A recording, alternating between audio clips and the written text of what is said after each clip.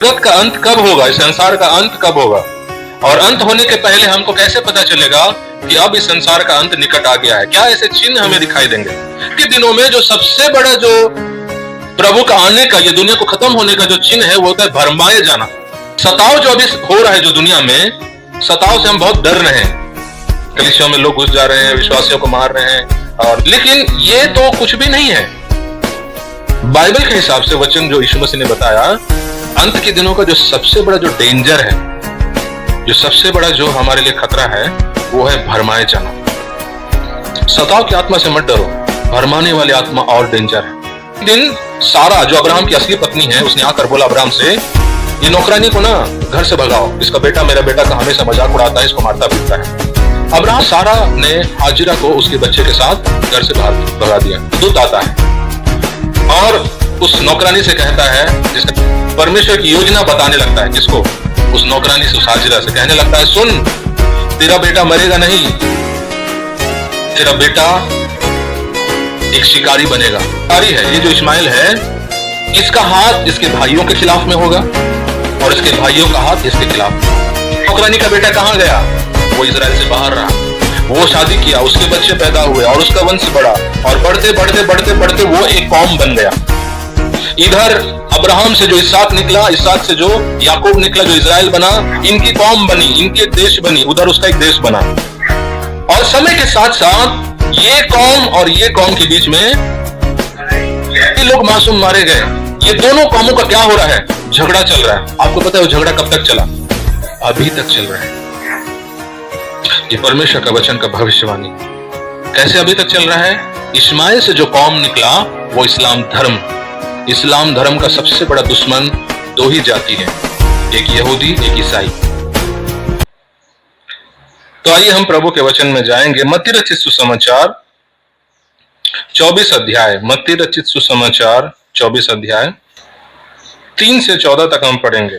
3 से 14 तक जल्दी जल्दी पढ़ेंगे। जब वह जैतून पहाड़ पर बैठा था, तो चेलों ने एकांत रूप से उसके पास आकर कहा, हमें बता कि ये बातें कब होगी, तेरे आने का और जगत के अंत तक का चिन्ह होगा। यीशु ने उनको उत्तर दिया, सावधान रहो, कोई तुम्हें ना भरमाने पाए, क्योंकि बहुत से ऐसे होंगे जो मेरे नाम से आकर कहेंगे, मैं मसीह हूँ, और बहुतों को भरमाएंगे।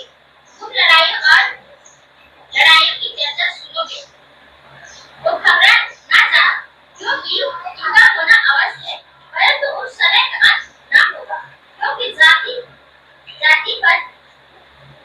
जाति पर जाति और राज्य पर राज्य चढ़ाई करेगा, और जगह जगह अकाल पड़ेगी और भूकंप होंगे। ये सब बातें क्रियाओं का आरंभ होगी। तब वे केस देने के लिए तुम्हें पकड़वाएंगे और तुम्हें मार डालेंगे, और मेरे नाम के कारण सब जाति के लोग तुमसे बैर रखेंगे। तब बहुत से ठोकर खाएंगे और एक दूसरे को पकड़वाएंगे और एक दूसरे से बैर रखेंगे। बहुत से झूठे भविष्यवक्ता उठ खड़े होंगे और बहुत को भरमाएंगे। अधर्म के बढ़ने से बहुतों का प्रेम ठंडा पड़ जाएगा, परंतु जो अंत तक धरे रहेगा उसी का उद्धार होगा।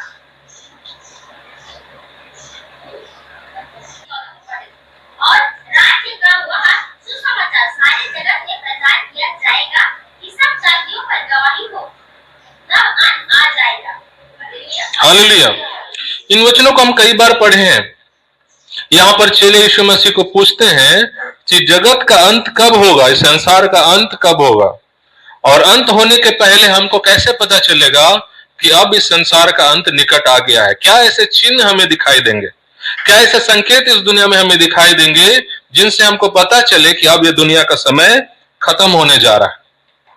यीशु मसीह ने 4 वचन में कहा, पढ़िए 4 वचन को। यीशु ने उनको उत्तर दिया, सावधान रहो, कोई तुम्हें ना भरमाने पाए। कोई तुम्हें भरमाने न पाए। पहला शब्द क्या कहा यीशु मसीह ने? चेलों ने जब पूछा अंत के दिनों का चिन्ह क्या होगा, चिन्ह आप समझ रहे हैं, जिसको हम अंग्रेजी में हिंट बोलते हैं। मुझे थोड़ा सा हिंट दो, छत्तीसगढ़ी में क्या बोलते हैं? चिन्ह बोलते हैं। हाँ, चिन्ह, चिन्हट। तो चिन्ह जो है हमको अंत के दिनों का बताइए, क्या है अंत के दिनों का चिन्ह?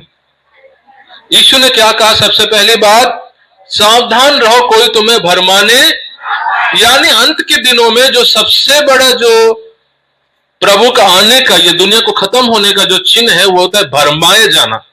क्या है वो?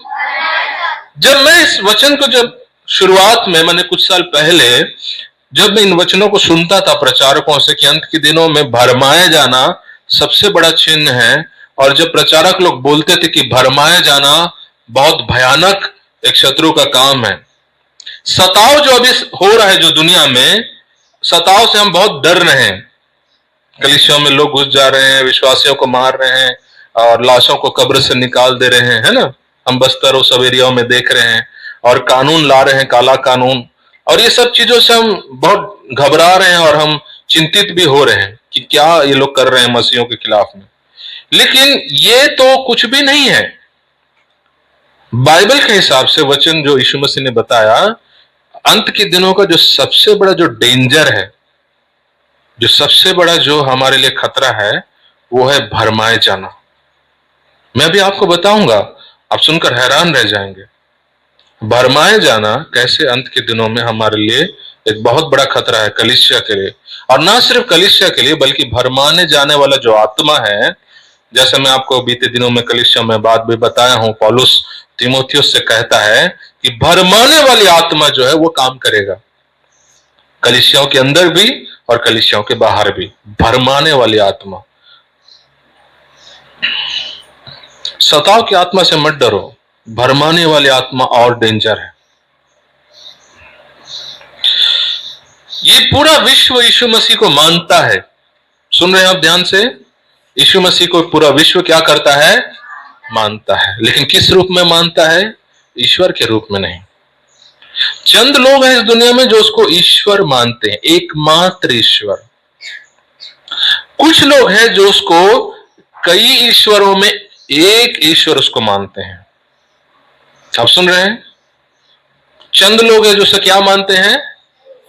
एकमात्र ईश्वर, जो कि उसने हमें सिखाया कि हम उसको एकमात्र ईश्वर करके माने। मैं ही मार्ग, मैं ही सत्य, मैं ही एकमात्र।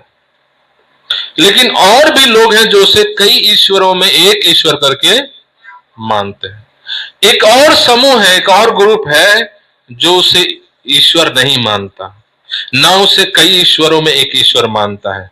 लोग उसे महात्मा पुरुष के नाम से या उस रूप से उसे देखते हैं, जैसे स्वामी विवेकानंद, जैसे गौतम बुद्ध। इस तरह से वो व्यक्ति कोई एनलाइटेंड हुआ व्यक्ति है, मतलब कोई ज्ञान प्राप्त किया हुआ व्यक्ति था जो एक समय दुनिया में था। आप सुन रहे हैं ध्यान से? बहुत ध्यान से सुनिए। अगर आप एक भी बात को अगर सुनेंगे नहीं जो अभी आने जा रहा है, आप उस सब चीजों को ग्रहण नहीं कर पाएंगे, आपके सर के ऊपर से निकल जाएगा।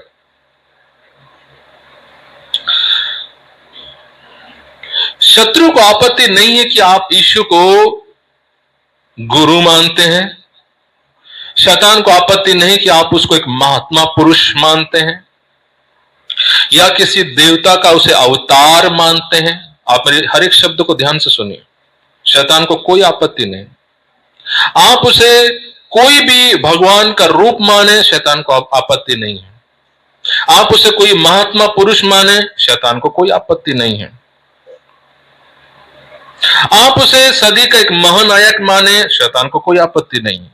क्योंकि ये सारी छवियां जो दुनिया में अभी चल रही है, दुनिया का एक महान गुरु, एक बुद्धिमान, एक एनलाइटेंड व्यक्ति, गुरुओं में सबसे बड़ा गुरु, फलाने का एक रूप, ये सब शैतान का ही फैलाया हुआ जो है वो भ्रम है इस दुनिया में।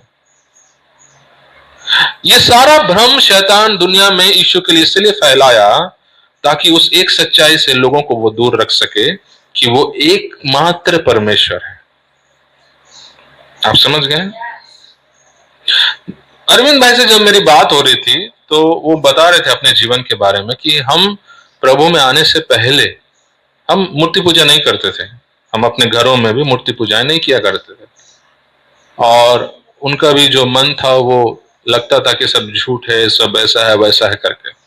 ये दुनिया का मानना है संसारिक बातों को, क्योंकि कई लोगों से मैं मिला अपने जीवन काल में, और दुनिया में नास्तिक लोग भी हैं, और दुनिया में जैसे आप लोग जो सतनामी से आते हैं, जो लोग बाबा साहब को बहुत मानते हैं, अंबेडकर जी को, वो लोग भी मूर्ति पूजा नहीं करते हैं। तो कई बार नास्तिक लोग और अंबेडकरवादी लोग, इनको लगता है यीशु भी जो शिक्षा देते हैं उनके में भी मूर्ति पूजा नहीं होता है, तो हम मूर्ति पूजा नहीं कर रहे हैं, इसका मतलब हम चर्च भी नहीं जाएंगे तो भी हम सही रास्ते पे चल रहे हैं। आप समझ गए? ये शैतान का भ्रम है। मूर्ति पूजा सिर्फ नहीं करने से आप उद्धार नहीं पाते हैं, यीशु होना जरूरी है, यीशु ही आपका मार्ग होना जरूरी है। लेकिन कई लोग ऐसा, उनको शैतान भ्रमित करके रखा है कि आप वो सब चीजों में नहीं हैं, तो अगर कल को कोई भी अगर आ गया तो आप किसी तरफ भी छलांग मार सकते हैं। आप ये बात समझ पा रहे हैं? यीशु कौन है? यीशु कौन है हम उसी के मुंह से सुनेंगे। यूहन्ना के 3:16 पढ़िए। यूहन्ना 3:16, क्योंकि परमेश्वर ने जगत से ऐसा प्रेम रखा कि उसने अपना एकलौता पुत्र दे दिया, कि जो कोई उस पर विश्वास करे वह नष्ट न हो परंतु अनंत जीवन पाए। हालेलुया। परमेश्वर ने अपना एकलौता पुत्र, कौन है वो? यीशु मसीह परमेश्वर का एकलौता पुत्र है, एक ही बेटा। जब हम बेटा बोलते हैं वो माँ बाप वाला बेटा नहीं, उसका दूसरा रूप जो मनुष्य बनकर के हमारे बीच में आया, और हमको एक बेटा और बेटी कैसे चलना चाहिए वो जीवन को वो दिखाया, बेटा बन के वो दिखाया। तो वो बनने वाला बेटा है, माँ बाप वाला बेटा नहीं। आ रहा है आपको समझ में? यीशु कौन है? परमेश्वर का एकलौता बेटा। दूसरा, यूहन्ना का 1 अध्याय उसका 1 वचन। आदि में वचन था और वचन परमेश्वर के साथ था और वचन परमेश्वर था। आदि में कौन था? वचन किसके साथ था? और वचन कौन था?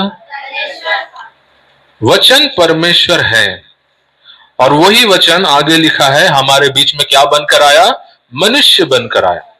ये किसके बारे में लिखा गया है? यीशु। पहला आपने पढ़ा यीशु मसीह कौन है? परमेश्वर का एकलौता पुत्र। दूसरा, यीशु मसीह कौन है? जो आदि से जो वचन है और जो बाद में हमारे बीच में मनुष्य बनकर आया, वो कौन है? यीशु मसीह। और वो वचन कौन है? परमेश्वर। यानी यीशु परमेश्वर का बेटा है, और यूहन्ना में कहता है यीशु ही वो वचन है और यीशु ही वो परमेश्वर है। कुलुस्सियों का 2 अध्याय उसका 9 वचन पढ़िए। कुलुस्सियों की किताब 2 अध्याय 9 वचन। उसमें ईश्वर तत्व की सारी परिपूर्णता सुनने आवाज करती है। उसमें, किसमें? यीशु मसीह में। यीशु मसीह में संपूर्ण परमेश्वरत्व क्या करती है? वास करती है। यीशु मसीह सिर्फ मनुष्य नहीं था, वो मनुष्य का रूप लेकर आया, लेकिन उसके अंदर संपूर्ण ईश्वरत्व वास करती थी। इसलिए वो उस तूफान को बोलने से तूफान उसका आवाज को मानता था, क्योंकि जो हमारी आंखें नहीं देख पा रही है, प्रकृति उसको देख पा रहा है। प्रकृति जान रहा है कि ये हमको बनाने वाला आदेश दे रहा है शांत होने के लिए, और इसलिए तूफान शांत हो गया। 4 दिन से जो लाजर मरा हुआ था, यीशु ने बोला, हे लाजर बाहर आ।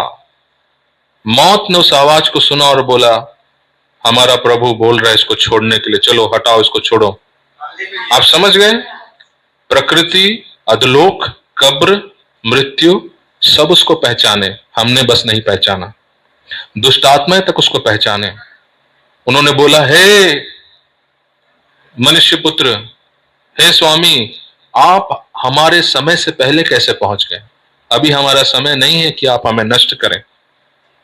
शैतान भी, अंधकार की दुनिया सब उसको पहचान रही थी, हमारी आंखें बंद थी।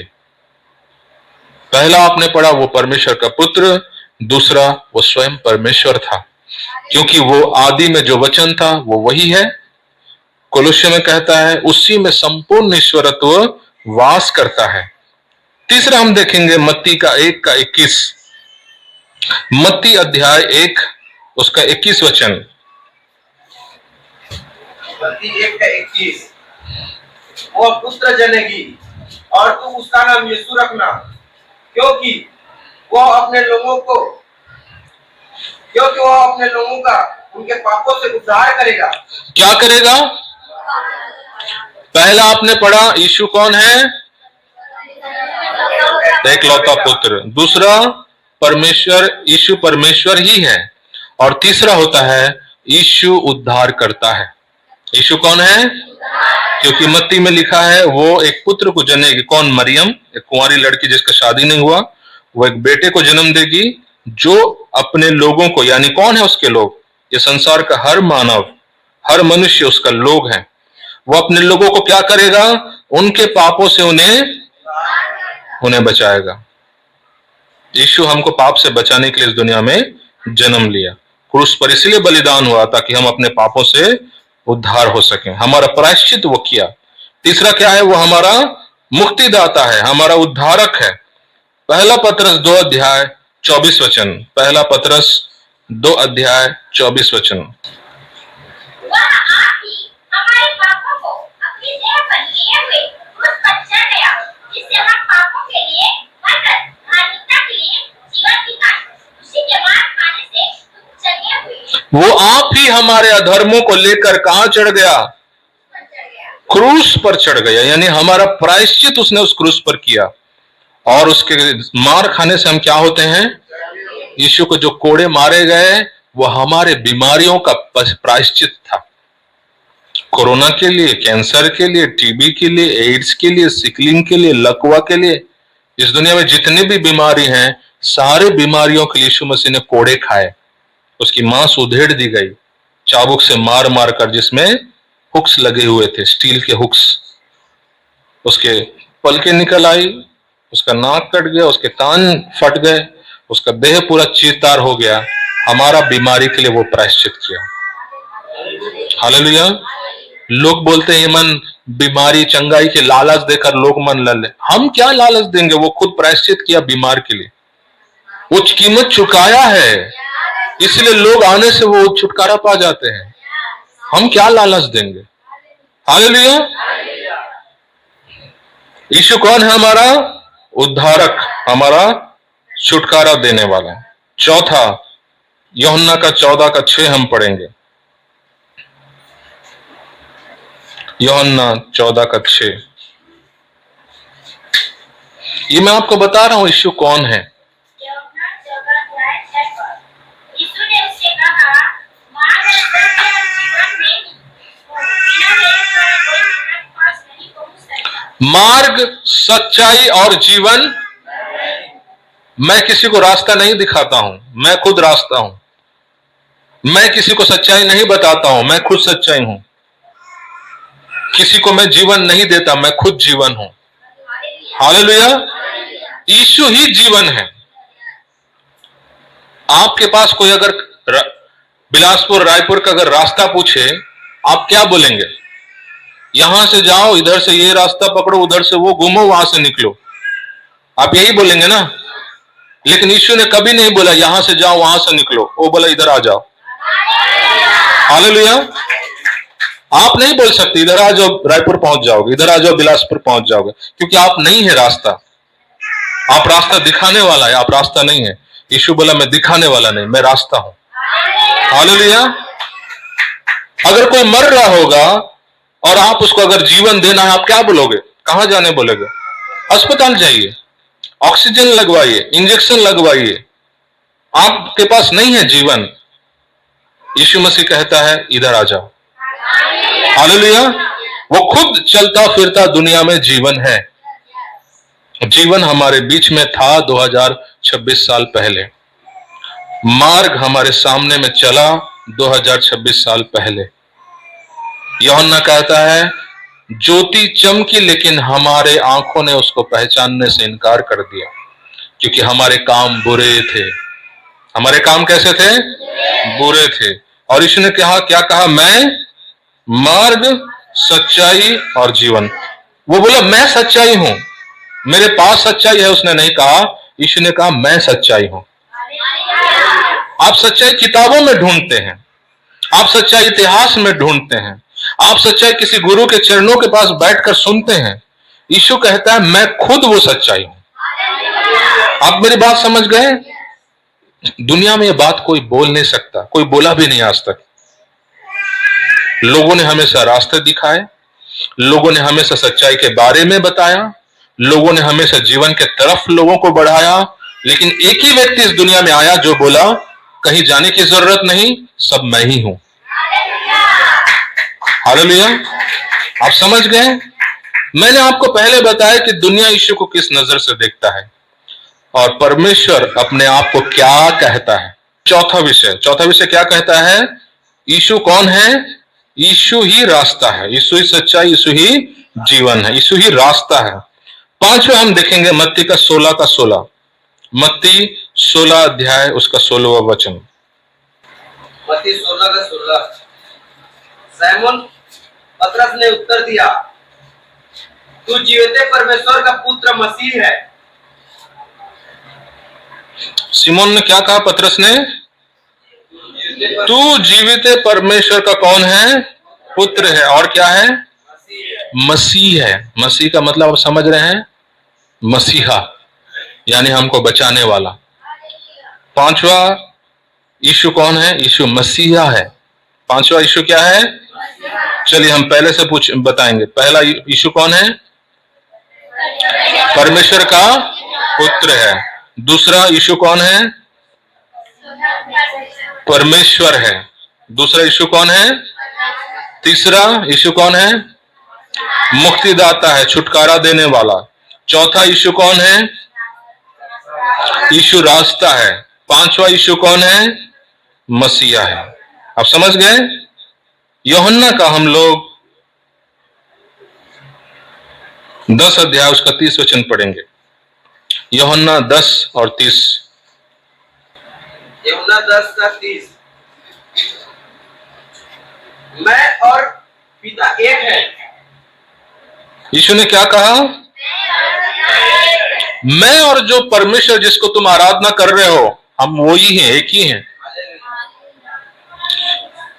फरीसी और शास्त्रियों को यीशु मसीह ने कहा, अब्राहम को लोग बहुत मानते हैं, यहूदी लोग बहुत मानते हैं, उसको बहुत रेस्पेक्ट करते हैं।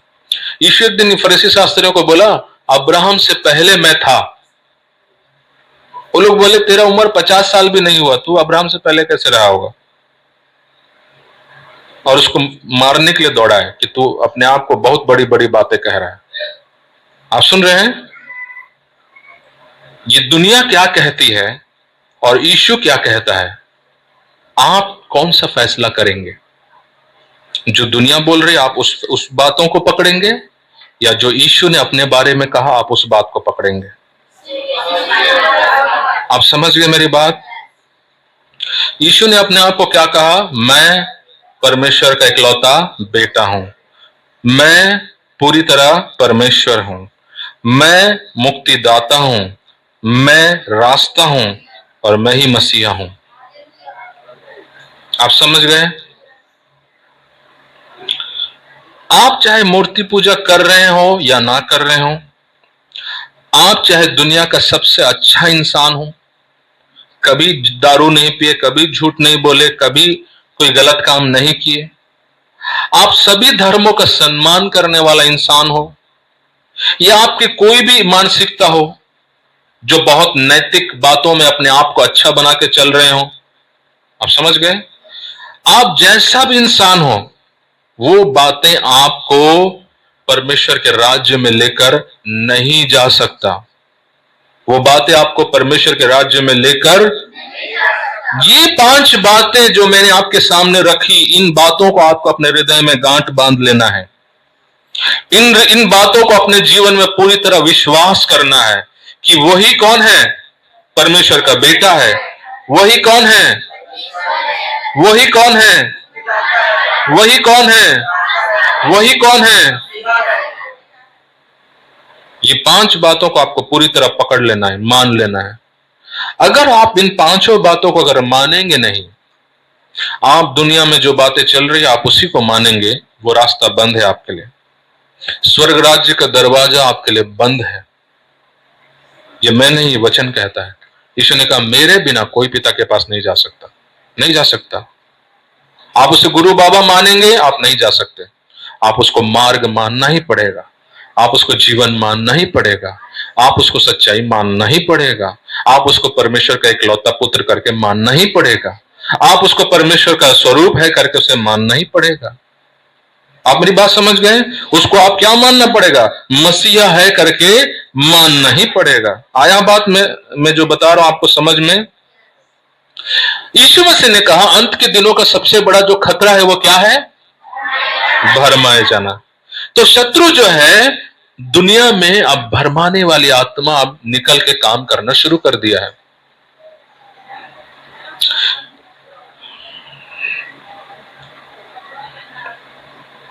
आपको पता है ये दुनिया में जो आखिरी जो अशांति जो आएगी, जो बड़ी अशांति, जो बड़ा युद्ध जो इस दुनिया में शुरुआत होगा, वो कौन सा धर्म उस लड़ाई को शुरुआत करेगा? आपको पता है? आप जानते हैं? कहीं पढ़े हैं कोई शास्त्रों में, कोई किताबों में? ये दुनिया में जो आखिरी जो बड़ा हिंसा जो शुरू होगी, जो अशांति जो शुरू होगी, बाइबल में आपको मिलेगा। जो सवाल का जवाब आपको दुनिया में कहीं नहीं मिलेगा, इधर एक बार नजर डाल लेना, इधर हर सवाल का जवाब मिल जाएगा, क्योंकि इसको परमेश्वर ने लिखा। कोई बाबा नहीं, कोई गुरु नहीं, कोई शिक्षक नहीं, कोई स्वामी नहीं, इसको स्वयं परमेश्वर ने लिखा। ठीक है? अब मैं आपको बता रहा हूं, बहुत ध्यान से सुनिए। इस दुनिया का जो अंतिम लड़ाई, जो बड़ा युद्ध जो होगा, जो बड़ा सताव इस दुनिया पे जो आएगा, वो इस्लाम धर्म से आएगा। कहां से आएगा? इस्लाम धर्म से। ये पूरी दुनिया जो है ये हिंदुत्व पर नहीं टिका हुआ है। किस पर नहीं टिका है? हर आदमी को अपना धर्म प्यारा लगता है और हर देश में हर धर्म का व्यक्ति अपना धर्म को दुनिया का एक आइडियोलॉजी या फिर प्रेरणादायक जैसे बनाने का सोचता है। ये अच्छी बात है, उनका खुशी है, लेकिन सच्चाई इससे हटकर है। ये दुनिया ना हिंदुत्व पर निर्भर है, ना बौद्धिज्म पर निर्भर है, ना जैन धर्म पर निर्भर है, ना नास्तिकता पर निर्भर है, ना अन्य धर्मों पर निर्भर है। ये पूरी दुनिया 2 लोगों के ऊपर निर्भर है, यहूदी, इस्लाम। कौन कौन है वो? और ये कहानी अभी की नहीं, ये सदियों की कहानी है। बाइबल के दिनों में अब्राहम को जब परमेश्वर ने चुना, उस समय भारत नक्शे में भी नहीं था। उस समय भारत को लोगों ने डिस्कवर भी नहीं किया। उस समय सिंधु घाटी में लोग रहते थे, भारत के नाम से कोई जानते नहीं थे। हिंदुत्व करके कोई उस समय चीज चलता नहीं था, इस्लाम भी नहीं था उस समय। ये बातों सुनने से लोग ठेस पहुंचता है, क्योंकि हर धर्म के लोग बोलते हैं हमारा धर्म सनातन है, दुनिया के आरंभ से है। लेकिन हमको सच्चाई पता है, जब हम किताब में पढ़ते हैं कौन सा धर्म कब जन्म लिया। तो जब अब्राहम को चुना परमेश्वर ने, उस समय ये सारे धर्म नहीं थे जो अभी है हम लोगों का दुनिया में। भारत में भी जो धर्म हम देख रहे हैं, अब्राहम को परमेश्वर ने 70-75 साल की उम्र में बोला मैं तेरे को क्या दूंगा? बेटा दूंगा। और वो 20 साल 10 साल तक इंतजार करता रहा, उसका कोई बच्चा नहीं हो रहा है। उसने क्या किया? उसका जो नौकरानी है, क्या नाम उसका? हाजिरा से उसने एक बेटा पैदा किया। पहले वो परमेश्वर को बोला परमेश्वर रहन दो, मेरा उम्र 70-75 हो गया, मेरी बीवी भी बूढ़ी हो चुकी है, मेरे घर में एक नौकर है एलियाजर, एलियाजर ही था शायद उसका नाम, एलियाजर था क्या? एलियाजर है, मैं उससे खुश हूं, वो मेरा बहुत सेवा करता है, मैं उसको मेरा बेटा गोद ले लूंगा, मेरे को बेटा मत देना। बोला नहीं नहीं नहीं, तू जानता नहीं मेरी योजना क्या है, उसको तू नहीं बना सकता, मैं तेरे को बेटा देना है। तो वो बोला ठीक है फिर दे दो। वो दे दो बोल के इंतजार कर रहा है, 10 साल बीत गए, कोई औलाद नहीं हो रहा है। वो बोला परमेश्वर मेरे से मजाक किया होगा, और वो नौकरानी से एक बच्चा पैदा कर लिया और खुश हो गया। बोला परमेश्वर दे दिया बच्चा। परमेश्वर बोला तू क्या किया? वो बोला आप दे नहीं रहे थे तो मैं दिलवा लिया अपने आप को। बोला नहीं नहीं नहीं, वो तेरा बच्चा नहीं हो सकता, तेरा बच्चा वही होगा जो तेरी पत्नी से आएगा। और 100 साल की उम्र में उसे एक बच्चा हुआ जिसका नाम रखा, और जो नौकरानी से बच्चा पैदा हुआ उसका नाम क्या है? इस्माइल और इसहाक एक ही परिवार में रहते थे। इस्माइल किसका बेटा है? नौकरानी का। इसहाक किसका बेटा है? उसका खुद का, इस रेबिका, इस किसारा का। कुछ दिन बाद जब ये लोग दोनों बड़े हो गए, दोनों भाइयों में लड़ाई होने लगा। घर में आप देखते हैं बहनों में भाइयों में लड़ाई होता है। एक तो वो लोग सगे भी नहीं है, मां अलग अलग है।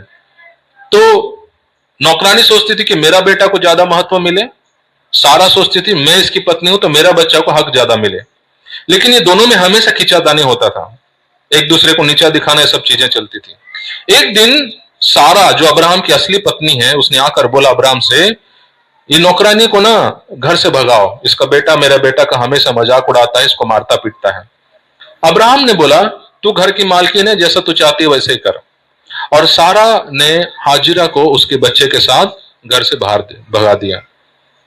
अब वो दुखियारी अबला नारी अपने एक बच्चे को लेकर के दर दर भटक रही है, कोई उसके साथ नहीं, अकेली रेगिस्तान में।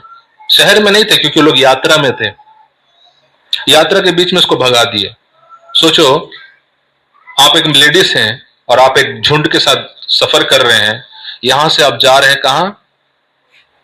लद्दाख, लद्दाख जा रहे हैं आप, ठीक है, या जम्मू कश्मीर जा रहे हैं, और बीच में आपको जो है एक जंगल आया, और जंगल में आपको उतार दिया गया, बोला आप यहां से अपना रास्ता देख लेना। आप क्या करोगे? न पैसे हैं, न सहायता करने वाला कोई पार्टनर है, कोई नहीं है। और वो बेचारी उसको लेकर के उसके लिए खाना ढूंढ रही है, अपने बच्चे के लिए। खाना नहीं मिला, कई दिन हो गए, पानी की एक बूंद नहीं मिली, दोनों मां बेटे प्यासे हैं। और आखिर में वो थक हार के टूट गई और बैठ करके अपना बच्चे को दूर में छोड़ दी ताकि उसको कोई जानवर खा ले, कुछ हो जाए, मर जाए। और ये रो रही है बैठकर कि खाना तो नहीं, कम से कम पानी भी नहीं मिल रहा है, हम दोनों मरने पर हैं। और उसी समय एक स्वर्गदूत आता है और उस नौकरानी से कहता है, जिसका नाम क्या था? हाजिरा, कहता है तू मत डर, वहां पर एक पानी का तालाब है, एक स्रोत, एक कुआं है, और जा अपने बच्चे को पिला और तू भी पी। और स्वर्गदूत फिर परमेश्वर की योजना, सुनिए ध्यान से, परमेश्वर की योजना बताने लगता है। किसको? उस नौकरानी से, उस हाजिरा से। कहने लगता है सुन, तेरा बेटा मरेगा नहीं, तेरा बेटा एक शिकारी बनेगा। क्या बनेगा? तेरा बेटा क्या बनेगा? कौन है वो? बेटा का नाम क्या है? इस्माइल। और परमेश्वर ने कहा ये जो शिकारी है, ये जो इस्माइल है, इसका हाथ इसके भाइयों के खिलाफ में होगा और इसके भाइयों का हाथ इसके खिलाफ में होगा। क्या कहा? उसका भाई कौन था? इसहाक। इसहाक का खिलाफ में ये रहेगा और इसके खिलाफ में इसहाक रहेगा। अब्राहम का एकलौता बेटा जो पैदा हुआ इसहाक, बाद में उसका एक दो बेटे पैदा हुए जिसके नाम क्या थे? याकूब और एसाव। क्या क्या है वो लोग? याकूब और एसाव। याकूब का नाम परमेश्वर ने क्या रखा? इजराइल रखा। और वही इजराइल आज देश है। याकूब के नाम से इजराइल, और इजराइल के जो बच्चे निकले 12 गोत्र, याकूब के 12 बेटे थे और वो लोग आज 12 गोत्र बने। सुनिए बहुत ध्यान से, जो लोग बाइबल नहीं पढ़ते हैं, मैं आपको शॉर्टकट में बाइबल बता दे रहा हूं। याकूब के कितने बेटे निकले? 12 बेटे। अब्राहम का पोता था याकूब, जिसका बाद में नाम बदला परमेश्वर ने, और उसका नाम क्या रखा? इजराइल रखा। इजराइल के 12 बेटे 12 गोत्र बने और पूरा एक देश का स्थापना हुआ इजराइल। लेकिन वो नौकरानी का बेटा कहां गया? वो इजराइल से बाहर रहा। वो शादी किया, उसके बच्चे पैदा हुए और उसका वंश बढ़ा, और बढ़ते बढ़ते बढ़ते बढ़ते वो एक कौम बन गया।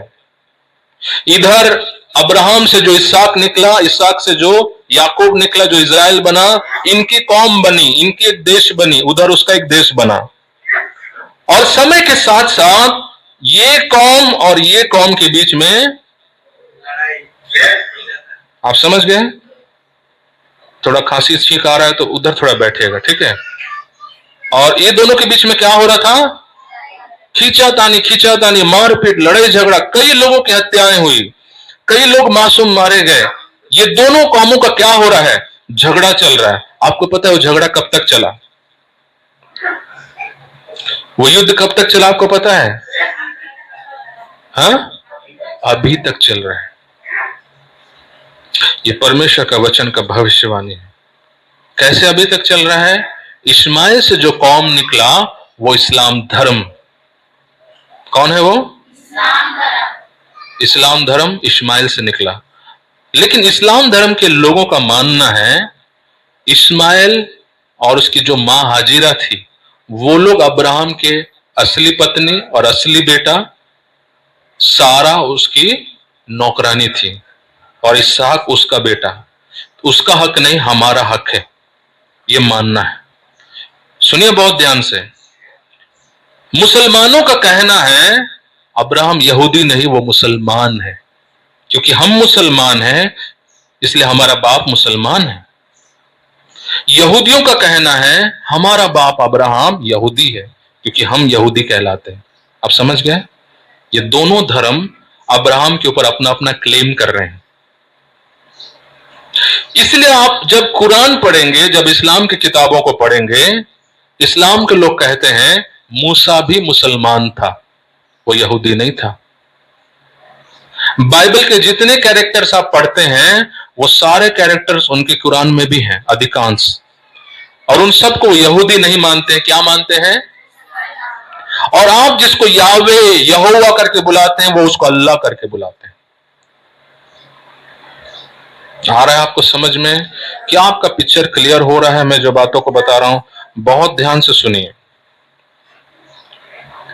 ये दोनों का लड़ाई जो सदियों से चला आ रहा है, आखिरी युद्ध इन्हीं का होगा। इस्लाम धर्म जो कौम है उसका सबसे बड़ा दुश्मन हिंदू नहीं है, बौद्ध नहीं है, जैन नहीं है। इस्लाम धर्म का सबसे बड़ा दुश्मन दो ही जाति है, एक यहूदी, एक ईसाई। कौन कौन है? उनके कुरान में लिखा है तुम काफिरों को जाकर मारो। काफिरों का मतलब जो विश्वास नहीं करते हैं।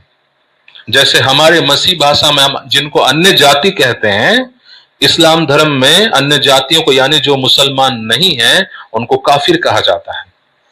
यहूदियों को, ईसाइयों को वो लोग काफिर कहते हैं। और उनका कुरान कहता है कि तुम इनको जाकर अपने धर्म में ले आओ।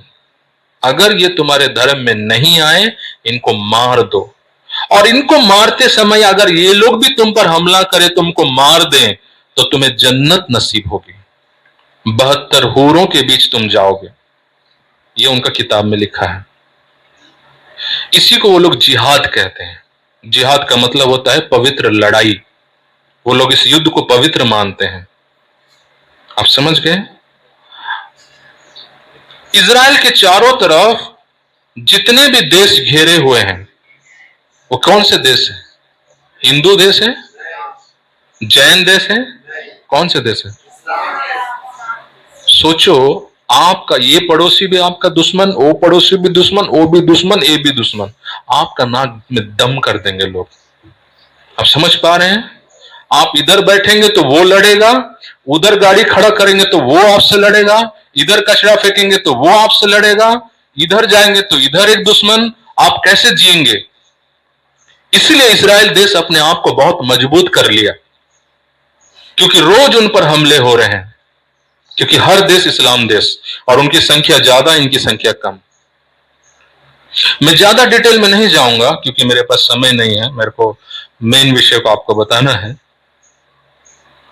तो इस्लाम धर्म जो है वो लोग बहुत जल्द इस दुनिया पर कब्जा करने वाले हैं। आप गूगल ओपन कीजिए, गूगल ओपन कीजिए। फोन में आप गूगल चलाते हैं, आप गूगल ओपन कीजिए जल्दी से। गूगल खोलिए, सर्च इंजन, जहां गूगल, यूट्यूब नहीं, गूगल। गूगल सर्च इंजन में टाइप कीजिए दुनिया का सबसे बड़ा धर्म कौन सा है। जल्दी टाइप कीजिए, क्या उत्तर दिखा रहा है?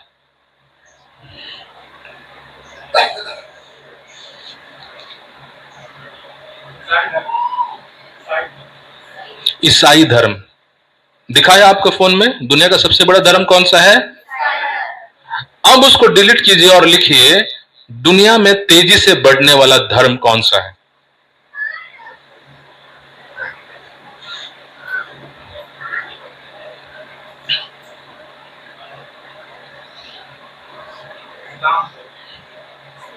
क्या लिखा है?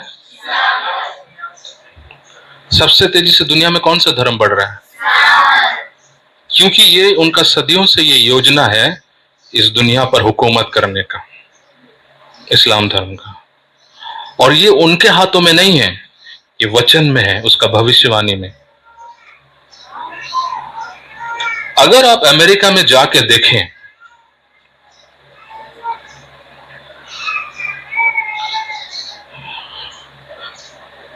अमेरिका के जो बड़े बड़े जो पद हैं, जैसे हम मेयर कहते हैं, मेयर, मेयर आप समझ रहे हैं, महापौर, और जो पॉलिटिक्स में बड़े बड़े पद, जो पावर में जो बड़े बड़े पद, आप देखेंगे अमेरिकन देश में मुस्लिम लोग जो हैं उन बड़े बड़े पदों पर जाकर के अभी बैठे हुए हैं। ये बात आपको पता भी नहीं चलेगा अगर आप जब तक उसको रिसर्च नहीं किए। आपको लग रहा है अमेरिका में विदेशी लोग ही सब चीज चला रहे हैं, नहीं नहीं। इस्लाम धर्म अब सभी देशों में जो है बड़े बड़े पदों पर बैठा हुआ है। आंखों के नीचे से एकदम गुप्त रीति से इस्लाम धर्म की जो ताकत है, उसका जो पावर है, वो फैल रहा है दुनिया में। ईसाई लोग ईसाइयत को छोड़कर इस्लाम धर्म में जा रहे हैं। हर बात को बहुत ध्यान से सुनिए, अगर आपने एक भी बात मिस किया आप पूरा कंफ्यूजन में रहेंगे। क्या सीखे वचन कुछ समझ में नहीं आएगा। सारे धर्मों से लोग निकलकर अब इस्लाम धर्म में जा रहे हैं। ईसाई लोग इस्लाम में जा रहे हैं। और मुसलमानों का सबसे बड़ा टारगेट कौन है? यहूदी। और कौन है उनका सबसे बड़ा टारगेट? यहूदी। यूट्यूब में से ढेरों वीडियोस पड़े हुए हैं जहां पर आईएसआईएस आतंकवादी लोग हैं, वो लोग अपना बंदूक लेकर काला कपड़ा बांधकर वो लोग बोल रहे हैं हम लोग जाएंगे, उनको मारेंगे। किसको? यहूदियों को और ईसाइयों को। उनको अपने इस्लाम में लाएंगे, अगर वो नहीं आएंगे तो उनको जान लेंगे। ऐसे वो लोग डिक्लेयर कर रहे हैं यूट्यूब में।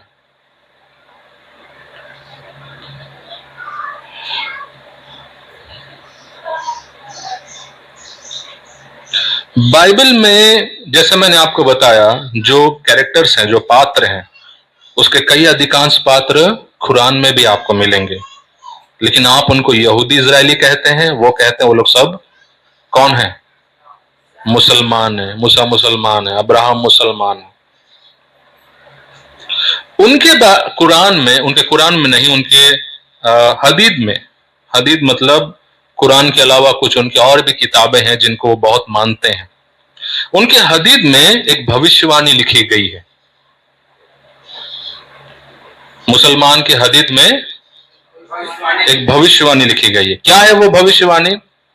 मुसलमानों का कहना है अंत के दिनों में ईसा मसीह आएगा। कौन आएगा? और वो क्या करेगा? दज्जाल को मारेगा। दज्जाल को।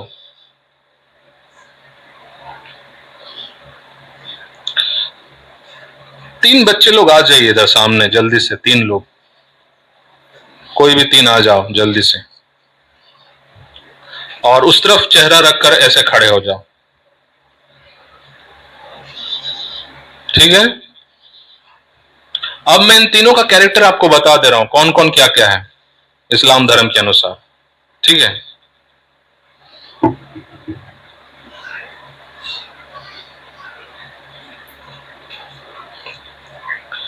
क्या नाम है इस गुड़िया का? हाँ, तमन्ना, तमन्ना ना, हाँ ठीक है, उस तरफ देखो। तमन्ना जो है वो है दज्जाल। कौन है? दज्जाल। दज्जाल कौन है?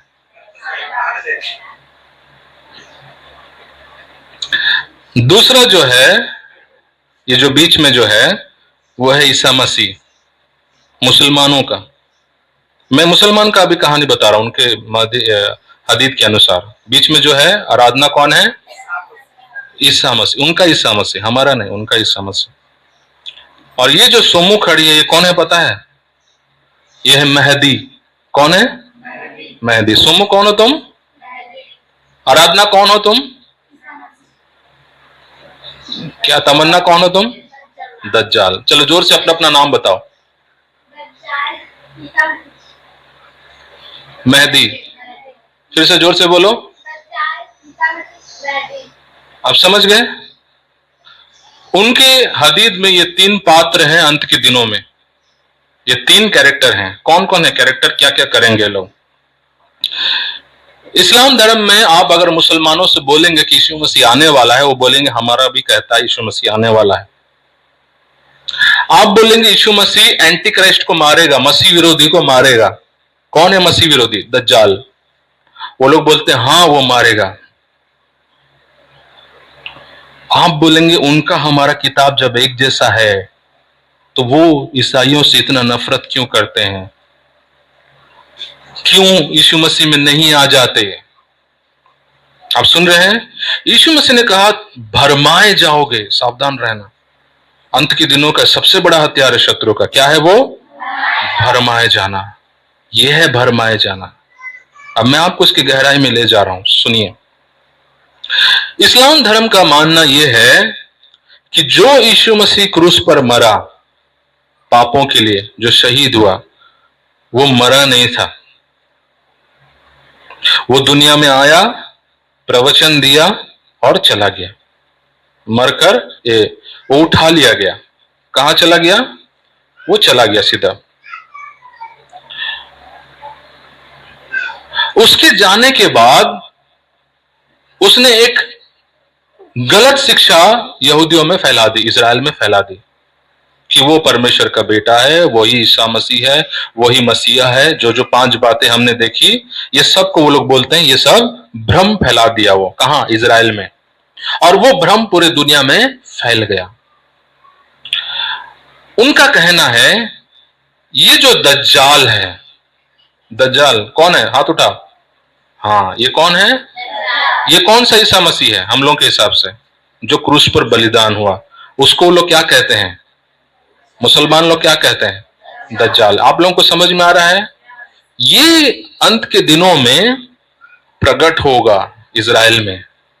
बाइबल भी कहता है यीशु मसीह आएगा दूसरा आगमन में। वो लोग कहते हैं वो दज्जाल है, वो झूठा व्यक्ति है, और उसका एक आंख अंधा होगा, दाहिना आंख।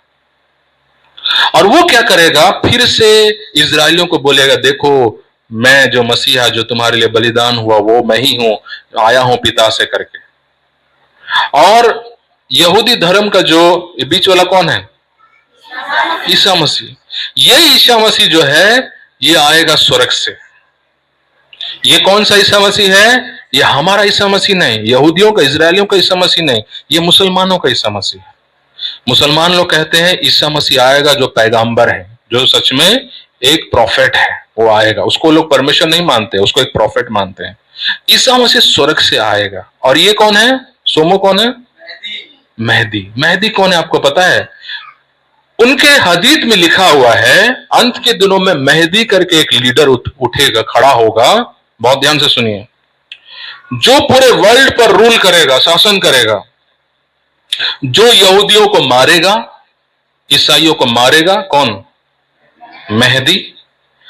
पूरे दुनिया पर वो राज्य करेगा, सरकार बनाएगा और लोगों को छाप देगा, चिन्ह देगा, लाइसेंस देगा। उसकी मर्जी के बिना दुनिया चल नहीं सकती। आप समझ गए? बाइबल में कैरेक्टर किसको दर्शाया गया है? हाँ, किसको दर्शाया गया है? नाम क्या है उसका? मसीह विरोधी। एंटी क्राइस्ट, मसीह विरोधी। कौन है वो? आपके बाइबल में जो मसीह विरोधी है, जो एक बुरा इंसान है, जो शैतान का एजेंट है, इस्लाम में वो कौन है? वो एक भला इंसान है, और वो इस्लाम धर्म से आएगा और पूरे दुनिया को शांति कायम करेगा। और उनके हदीस में लिखा हुआ है वो 60 साल के लिए इजराइल के साथ शांति का संबंध बनाएगा। 7 साल के लिए। आपको समझ में आ रहा है बाइबल में 7 साल के लिए कौन बनाएगा इजराइल के साथ रिश्ता? आपको नहीं पता कौन है? आपका मन का बात मैं नहीं पढ़ पा रहा हूं, मुंह खोलो। कौन है जो 7 साल के लिए दुनिया पर राज्य करेगा? मसीह विरोधी। कौन है वो? 7 साल इजराइल यहूदियों के साथ वो शांति का गठबंधन बनाएगा। बाइबल में लिखा है, पढ़ो बाइबल, अपना बाइबल को जानो। शत्रु आपके ऊपर निशाना लगाए हुए हैं। इस कलीसिया से कितना आपको दिया गया, लेकिन सबको आप फेंक दिया नाला में। कब सीखोगे आप? 7 साल कौन क्या करेगा? वो यहूदियों के साथ क्या करेगा?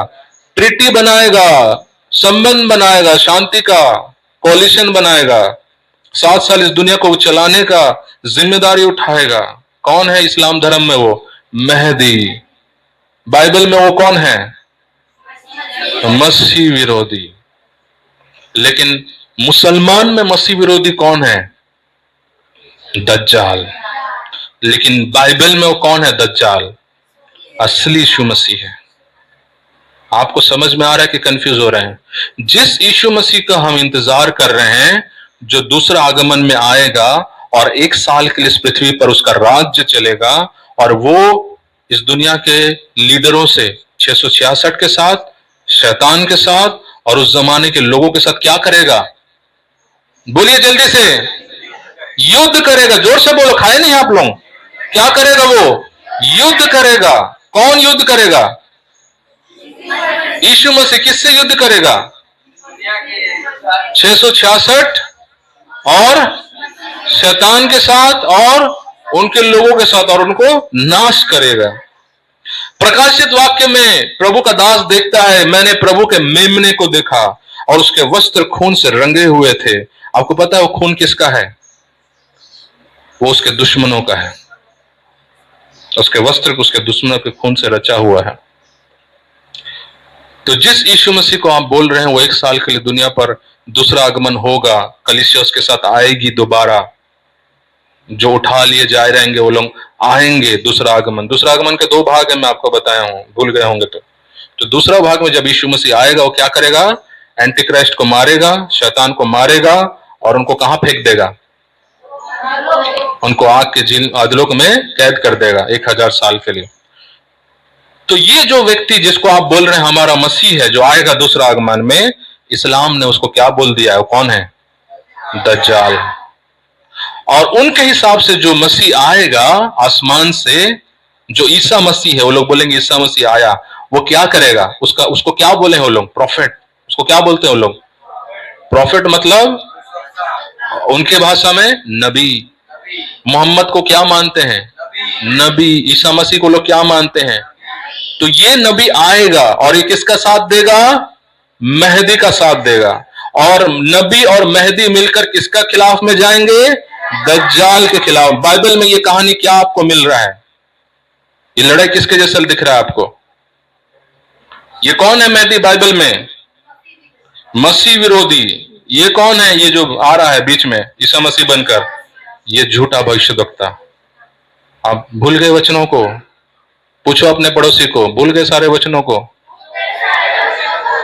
कौन है ये बीच वाला व्यक्ति? ये बाइबल में झूठा भविष्यद्वक्ता जिसको इस्लाम कहता है, ये नबी ईसा मसीह है। जो झूठा भविष्यद्वक्ता उस पशु के साथ खड़ा होगा, कौन सा पशु?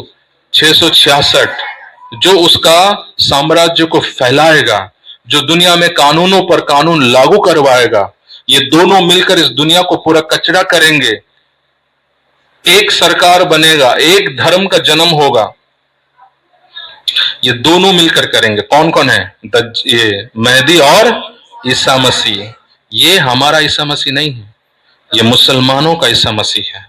ये ईसा मसीह आ करके इज़राइल को, यहूदियों को और जितने क्रिश्चियंस हैं इस दुनिया में, उनको ये ईसा मसीह कन्विंस करेगा और बोलेगा, आप जानना चाहते हैं वो क्या बोलेगा? तुमने जो बाइबल में पढ़ा है वो सब गलत है। और ये कहां से आएगा आपको पता है? ऊपर से। ये ऊपर से आएगा, इसको ऊपर से उतारा जाएगा और दुनिया बोलेगा यीशु मसीह आ गया, यीशु मसीह। मत्ती 24:23। मत्ती 24:23। उस समय यदि कोई तुमसे कहे, देखो मसीह यहाँ है या वहाँ है, तो विश्वास न करना। आगे बढ़िए 24। क्योंकि झूठे मसीह और झूठे भविष्यद्वक्ता उठ खड़े होंगे और बड़े चिन्ह और अद्भुत काम दिखाएंगे। बस आप समझ गए, ये बात यीशु मसीह ने पहले से कहा। झूठे भविष्यद्वक्ता, झूठे नबी आएंगे और अपने आप को मसीहा कहेंगे। आपको पता ऑपरेशन ब्लू बीम क्या है? सुने हैं कभी कोई ऑपरेशन ब्लू बीम?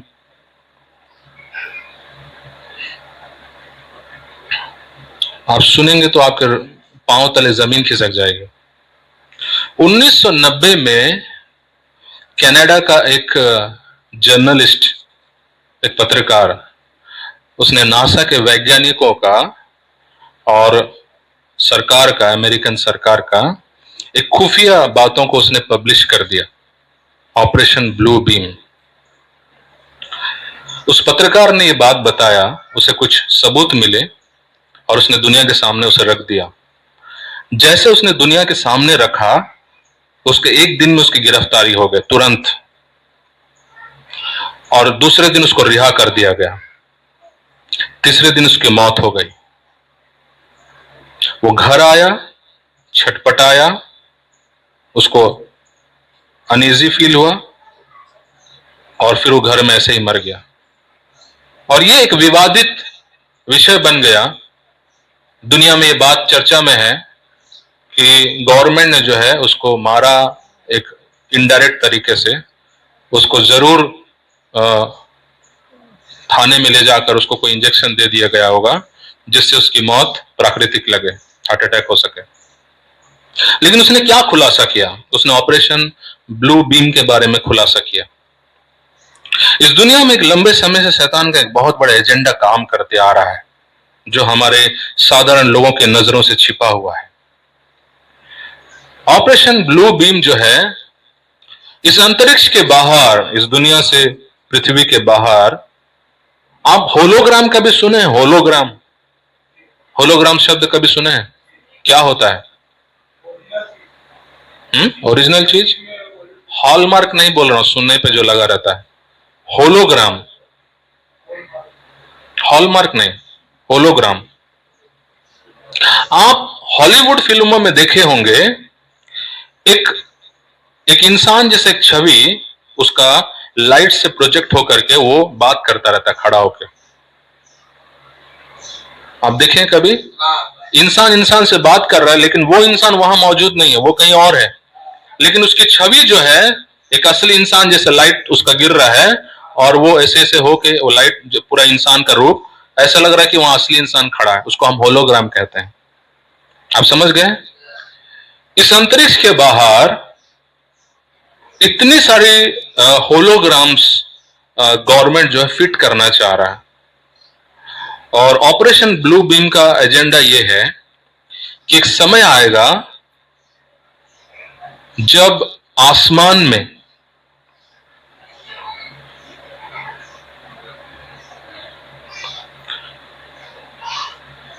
अलग अलग धर्मों का, देवताओं का होलोग्राम दिखेगा। जो देश जिस ईश्वर को मानता है उसका होलोग्राम दिखाया जाएगा। यानी हिंदुओं का देवता आकर उनको दिखाई देगा आसमान में, वो जिसको मानते हैं। ईसाइयों का यीशु दिखाई देगा आसमान में।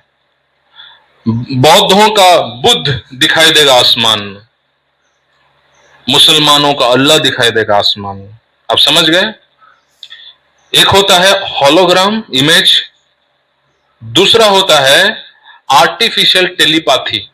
आर्टिफिशियल टेलीपैथी क्या है? टेलीपैथी लोगों का दिमाग के अंदर कोई मैसेज को भेजना। खाड़ी युद्ध में यह बात एक रिपोर्टर बता रहा था कि वैज्ञानिकों द्वारा एक आर्टिफिशियल टेलीपैथी का युद्ध में कई बार इस्तेमाल किया गया। आर्टिफिशियल टेलीपैथी क्या है मैं आपको बताऊंगा, सुनिए बहुत ध्यान से। मान लीजिए सियाराम भाई बंदूक लेकर के चुपके से अरविंद भाई के घर में घुस रहे हैं उनको मारने के लिए। अरविंद भाई क्या करेंगे? एक आर्टिफिशियल टेलीपैथी का इस्तेमाल करेंगे। आर्टिफिशियल टेलीपैथी क्या है? एक ऐसा ध्वनि, एक ऐसा आवाज, आप जिसको भेजना चाहेंगे वही सुन पाएगा, उसको कोई नहीं सुन पाएगा। और वो ऐसा आवाज उनके कानों में भेजेंगे, आर्टिफिशियल टेलीपैथी, वो जिस देवता को मानते हैं वो देवता का आवाज में उनसे बात करेगा। वो किसी को सुनाई नहीं देगा। उनके बाजू में बहुत लोग बंदूक पकड़ के उनके साथ आते रहेंगे, लेकिन वो किसी को सुनाई नहीं देगा, वो सिर्फ उन्हीं को सुनाई देगा। और वो बोलेगा, हे वत्स कहां जा रहा है? वो बोलेगा, ऐसे से करेगा, कहा आवाज आया था मोर कान में, कौन बात कर रहे थे? बाजू वाले को पूछे, ते कुछ बोले इसका? बोला, वो बोला नहीं मैं कुछ नहीं बोला। फिर वो बंदूक पकड़ के जा रहा है, दरवाजा को खोल रहा है, ए मत जा अंदर। कौन बात कर रहा है?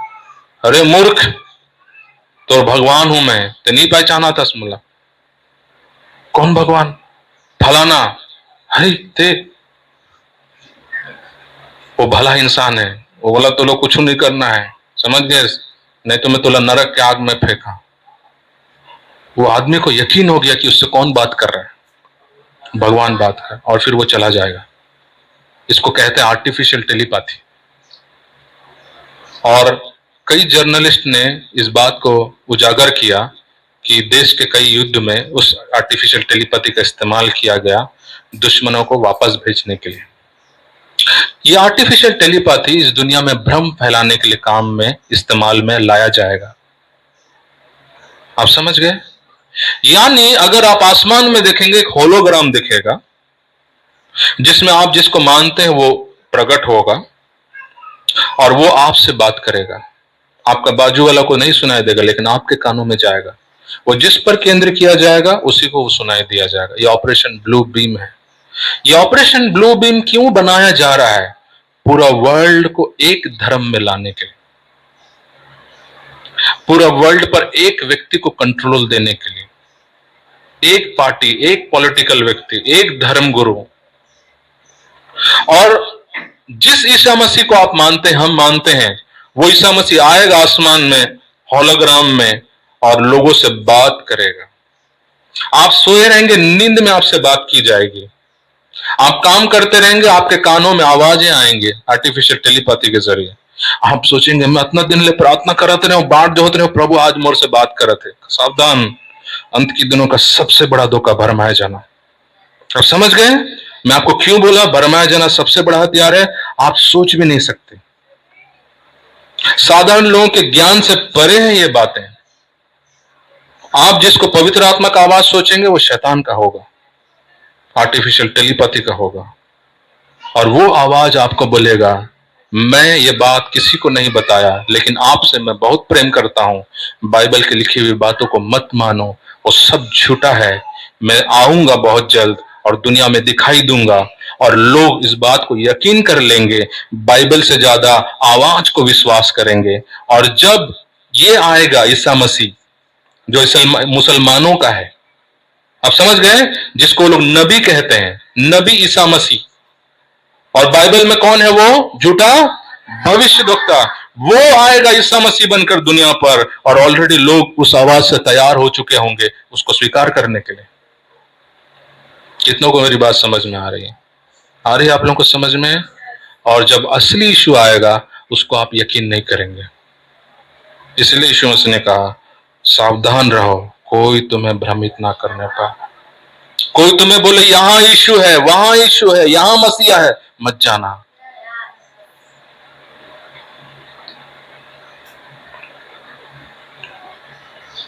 लूका का 21 अध्याय 25 और 26 को पढ़िए।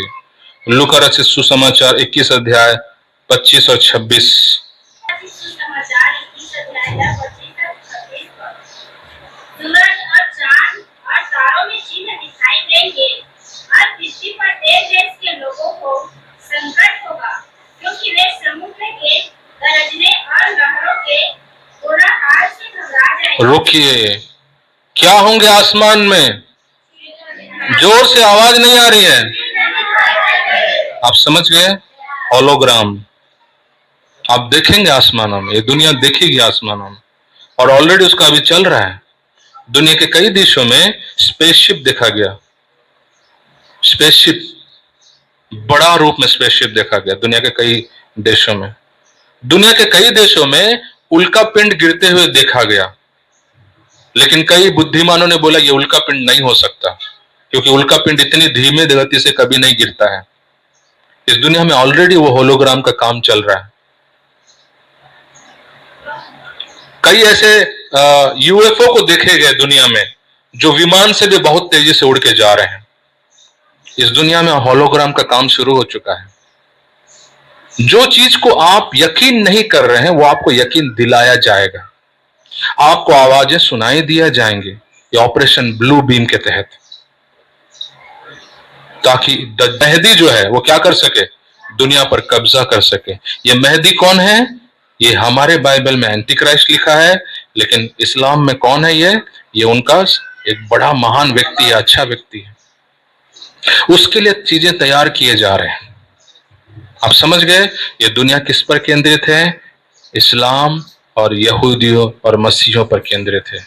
ये पूरी दुनिया, सोचो कृष्ण आ गया आसमान में, सोचो एक तरफ बुद्ध आ गया, एक तरफ और कोई आ गया, और हर कोई बोल रहे हैं कि तुमने जो ग्रंथों में पढ़ा, तुमने जो किताबों में पढ़ा, वो सब झूठ है, असली व्यक्ति ये है। एक नया अवतार लोगों को दिया जाएगा होलोग्राम में, आसमान में चिन्ह दिखाया जाएगा, एक नया ईश्वर, और बोला जाएगा इसको मानो, यही मैं हूं। और मनुष्य ने धर्मों में अपने आप को बांट लिया, अलग कर लिया, नफरत को फैला दिया। अब समय आ गया है एक नए युग का शुरुआत का। आप सुन रहे हैं? अब दुनिया में शांति को हमको लाना है, सारे भाई बहनों को मिलकर रहना है, और एक चित्र लोगों के सामने रखा जाएगा, एक व्यक्ति को रखा जाएगा, और दुनिया को बोला जाएगा ये ईश्वर है। और लोगों के कानों में आवाजें आएंगी। आवाज सिर्फ आप काम करते समय नहीं, आपके सपने में भी आएंगी आपको आवाज। आप सोए रहेंगे, आपको आवाज आएगा, आप उठकर बैठ जाएंगे, कौन मुझे बुला रहा है? और आप बाइबल से जोड़ने लगेंगे कि सैमुएल को यहोवा ने बुलाया, मेरे को भी बुला रहा है।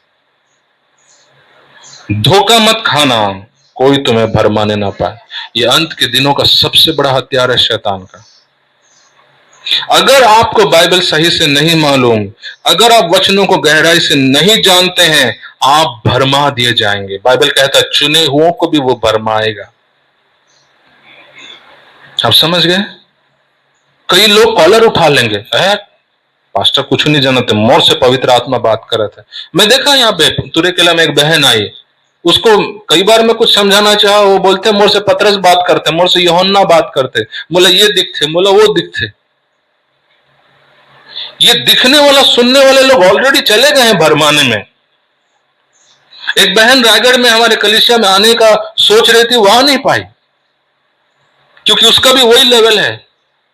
वो कलीसिया नहीं जाती है, बपतिस्मा नहीं ली है, अभी तक कोई अन्य जातियों की उस चीजों से निकली नहीं है, लेकिन उपवास प्रार्थना जबरदस्त है, और उसको रोज दर्शन भी मिलता है, पवित्र आत्मा भी उससे बात करता है।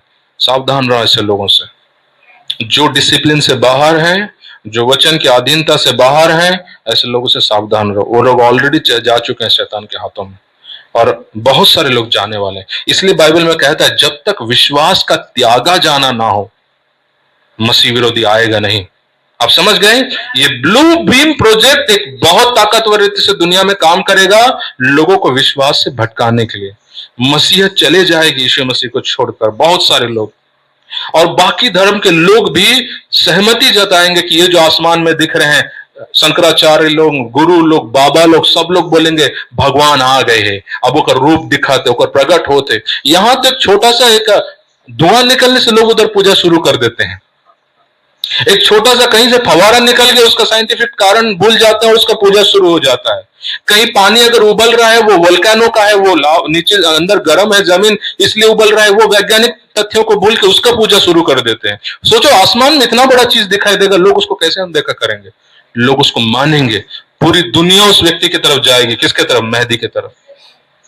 मेहदी अपने तरफ लोगों को कर लेगा। उसके साथ कौन आएगा? ईसा मसीह, जो कि मुसलमानों का ईसा मसीह, हमारा नहीं। बाइबल बोलता है कौन है? झूठा भविष्यद्वक्ता। ये दोनों मिलकर दज्जाल से लड़ेंगे। उन्होंने बाइबल का ईसा मसीह को दज्जाल बना दिया है। इसलिए जब यीशु मसीह 1000 साल के लिए जब आएगा पृथ्वी पर, उसका लड़ाई होगा इन सब से, क्योंकि ये लोग सब बोल के रखे होंगे ये दज्जाल है, ये झूठा है, इसको हमको मारना है, और सब उससे मारने जाएंगे, सब मर जाएंगे। आया आपको समझ में? कितनों को समझ में आ रहा है?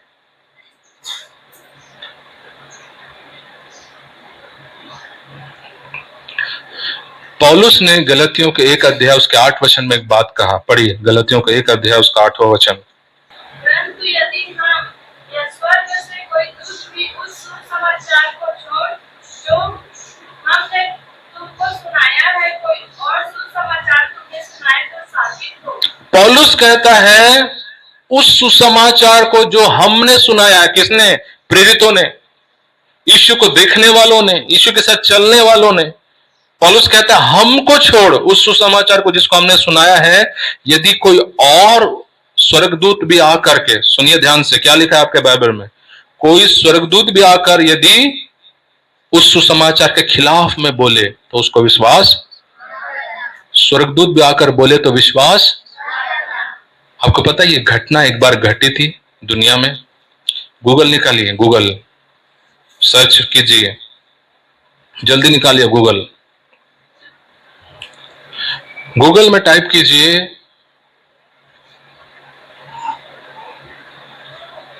मोहम्मद को, लिखिए मोहम्मद को कुरान किसने दिया। गूगल में सर्च कीजिए मोहम्मद को कुरान किसने दिया।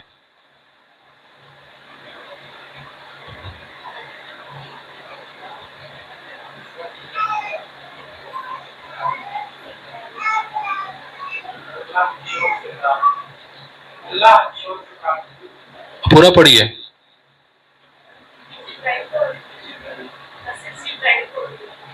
चल, कौन दिया उसके हाथ में कुरान? आप समझ गए? एक दूसरा सुसमाचार लिखा गया और उस किताब को एक स्वर्गदूत ने आकर किसके हाथों में रख दिया? मोहम्मद के हाथों में रख दिया, और वहीं से इस्लाम धर्म का शुरुआत हुआ। पौलुस ने पहले से बोला हमने जो सुसमाचार प्रचार किया उसको छोड़ यदि कोई स्वर्गदूत आकर देगा। जब प्रभु के दास लोग जब बात करते हैं ना, उनको भी मालूम नहीं होता कि वो लोग भविष्यवाणी कर रहे हैं। वो बोल दिया, उसको भी मालूम नहीं हुआ होगा कि सच में ऐसा होने जा रहा है, और वो हुआ। इसलिए कलीसिया में जब आप बैठते हैं अपने कान दोनों खोलकर बैठें, बातों को ऐसे ही मत लें। आपको समझ में भी नहीं आएगा कि प्रभु ने आपको भविष्यवाणी दे दी, आपको आने वाले कल के बारे में बता दिया, आप सिर्फ उसको प्रवचन सुनकर चले गए। कई बार कलीसिया में प्रभु ने आपके बच्चों के बारे में बात किया, आपके आने वाले महीने के बारे में बात किया, आने वाले साल के बारे में आपको बताया, लेकिन आपने सिर्फ उसको प्रवचन सुन करके उसको डायरी में लिखा और चला गया। लोगों को देखने और पहचानने की आंखें नहीं है। यीशु ने कहा जिसके कान हो सुने। सुनिए, कलीसिया में जब आप बैठते हैं हल्के में मत बैठो। आपको नहीं मालूम पवित्र आत्मा क्या आपसे बात कर जाए और आप उसको स्किप कर जाएं, उसको आप छोड़ दें। बातों को गंभीरता से लेने वाले बनो। बहुत सावधानी से ध्यान पूर्वक बातों को आप नजर में रखो। आपको समझ में आ रहा है? पौलुस ने बात बोल दिया कि स्वर्गदूत भी आकर अगर कोई बोल दे कोई इस वचन के खिलाफ में कि ऐसा नहीं ऐसा था, कभी मत मानना। और कुछ सालों बाद यीशु मसीह के जाने के 50 या 100-150 साल बाद जो है एक नया पैगंबर दुनिया में आता है, उसका नाम मोहम्मद, और वो एक किताब लेकर आता है और दुनिया को सामने रखता है और बोलता है यीशु मसीह के बाद अब मैं मसीहा हूं जिसको अल्लाह ने भेजा है। यीशु मसीह पैगाम्बर और मैं भी पैगाम्बर, मैं आखिरी पैगाम्बर हूं, मेरे बाद और कोई नहीं आएगा। ये किताब आखिरी किताब है। इसलिए मुसलमान लोग कहते हैं ईसाइयों के पास सिर्फ दो नियम है, एक पुराना नियम, एक नया नियम। हमारे पास आखिरी नियम है। वो लोग कुरान को आखिरी नियम कहते हैं, वो लोग मोहम्मद को आखिरी नबी कहते हैं, आखिरी भविष्यद्वक्ता कहते हैं। लेकिन बाइबल में आखिरी जो आदम है, आखिरी जो नबी है, वो यीशु मसीह को कहा गया है। आपको समझ में आ रहा है? ये भरमाए जाना इस दुनिया में फैल रहा है, ये ब्लू बीम फैल रहा है। और वो व्यक्ति जो जिसको मेहदी वो लोग कह रहे हैं, जो अच्छा नेक इंसान, जो पूरे दुनिया में एक धर्म को स्थापना करेगा, जो पूरे विश्व को अपने कब्जे में लेगा, जिसके बारे में बाइबल हमको बताती है, मसीह विरोधी जो दुनिया पर शासन करेगा, एक मोहर लाएगा 666 का। आप उस स्टैंप के बिना मार्केट में कुछ खरीद नहीं सकते। अभी पेट्रोल पंप में पेट्रोल बंद कर दिया जा रहा है, कैसे परेशानी आप हो रहा है? ये सब नमूना है। लॉकडाउन लग गया, आप कैसे परेशान हुए? सोचो, बड़ा चीज आ रहा है इस दुनिया पर, और दुनिया को तैयार किया जा रहा है मेहदी के पीछे जाने के लिए, एंटी क्राइस्ट के पीछे जाने के लिए। सरकारें अभी मिल करके प्लानिंग बना रही है, एक सरकार हम कैसे बनाएं, एक धर्म के नीचे, एक छाते के नीचे दुनिया को कैसे लाएं। क्योंकि दुनिया में लड़ाई का सबसे बड़ा कारण धर्म है। धर्म के चलते ही आज मारपीट हो रही है, एक दूसरे के अंदर नफरत फैल रही है। हम सारे धर्मों को मिटाकर एक धर्म को कैसे लाएं? लोगों को भरमा कर हम ला पाएंगे। कैसे भरमाएं? जब तक लोग चमत्कार नहीं देखेंगे, उसको नमस्कार नहीं करेंगे। हमको ऑपरेशन ब्लू बीम को चलाना पड़ेगा चमत्कार दिखाने के लिए। आसमानों में लोगों को उनके देवी देवताओं को दिखाना पड़ेगा। आर्टिफिशियल टेलीपैथी के जरिए उनसे ईश्वर बात करने जैसे उनसे बात करना पड़ेगा, तब वो लोग सहमत होंगे। अपने पड़ोसी को पूछिए, तुला समझ में आते?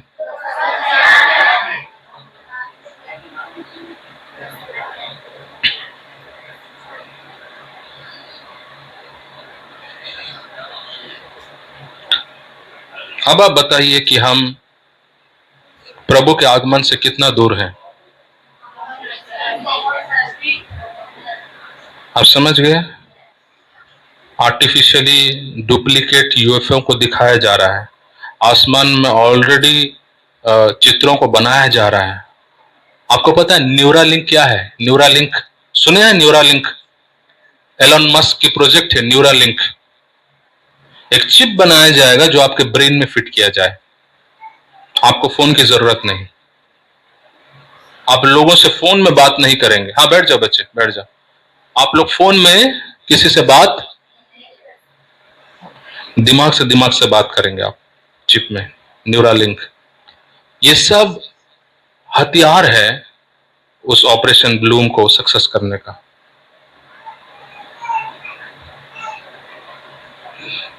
चेलों ने पूछा, प्रभु आपके आने का चिन्ह क्या होगा? यीशु ने सबसे पहले कहा, सावधान रहो, भरमाए मत जाओ।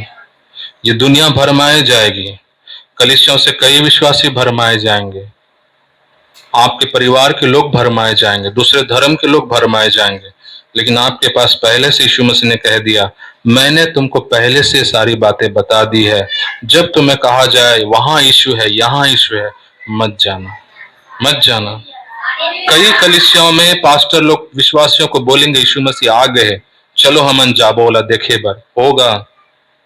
जो लोग अभी भी दरिया में नहाने जाते हैं मरने से, वो आपको लगता है वो लोग जान रहे हैं सच्चाई को?